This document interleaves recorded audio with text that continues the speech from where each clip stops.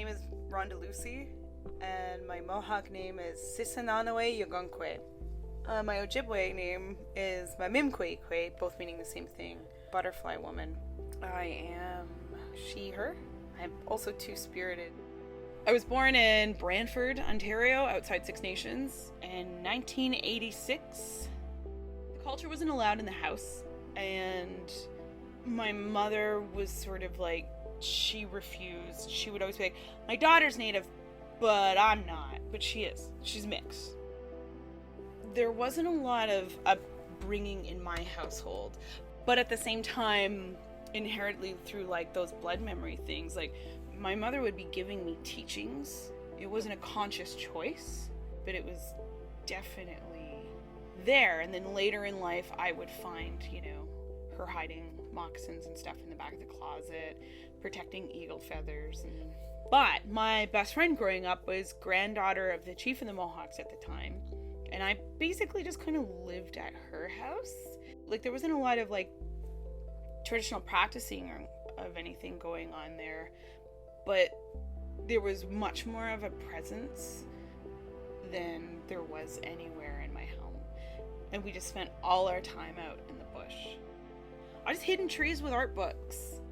But my saving grace was a man who lived next door to me, who I call my dad. He grew up the same way I did, with assaults and stuff in the home, and so he gave me a classical education. He was a school teacher in our local district. He just tried to give me compassion. He knew that I wasn't getting. My seed had a choice to be watered with poison or nutrients, and I'm so lucky that was there. I left my hometown when I was 12, a street kid in all through my teen years, kind of in and out of Toronto and Hamilton, just like I lived in the back of a Greyhound, and like art was my whole life. And then I've just permanently moved here when I was 24. I just immediately felt like home. And actually, even when I was just living in the East End, even if it was right downtown at Dundas, I would get homesick for Parkdale. It just always felt like home to me. It felt really safe. It felt like home, even though I had never been there before.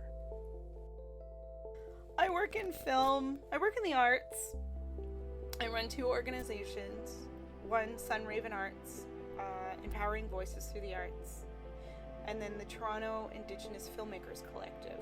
Sun Raven Arts has a background that stemmed from my background in social work and healing arts work, traditional storytelling, and contemporary arts. I'm a professional weirdo who wants to bring light. That's what Sun Raven is about. The Parkdale Community Center here, the Healing Arts Room, they gave me an opportunity to run my very first Sun Raven Arts program. So we ran this multi-week program to work on these story masks. And all my life I had been coming in to Toronto on Greyhounds and strangers' cars and whatever as a street kid, and always dreaming of the arts world and dreaming of being here and having a reason, and I never had a reason. Sun Raven Arts gave me a reason. It gave me an identity. It gave me validation.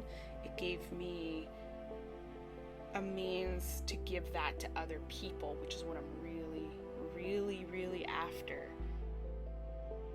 The first time in my life I was going somewhere, I had art supplies, and I had a purpose. So in my first time that I felt my real purpose was here in Parkdale at the Community Arts Healing Center here. And it was the very first program I ran. And it's such a medicine to help people. And it feeds yourself too, it feeds your spirit.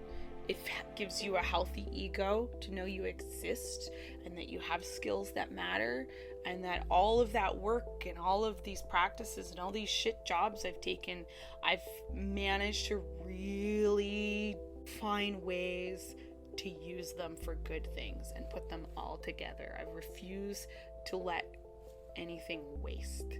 And so that was the first time I realized my purpose. And my identity was here in Parkdale. And so now it's home. I've never really had home in my life, and actually it's the one thing I've always really wanted, was to just go home. And I hope that doesn't mean I have to just wait to die, because I've been so displaced all my life. But so far in my travels, this has the patchwork of all the things I need and like. And I'm walking distance to the lake and the Shameful Tiki Room. Like I got kitsch and fruit stands and you name it, art stores. I got a huge art supply store here. I got open spaces. It just has everything I need here. And weirdos, a bunch of like punk rockers and stuff. Into all of this.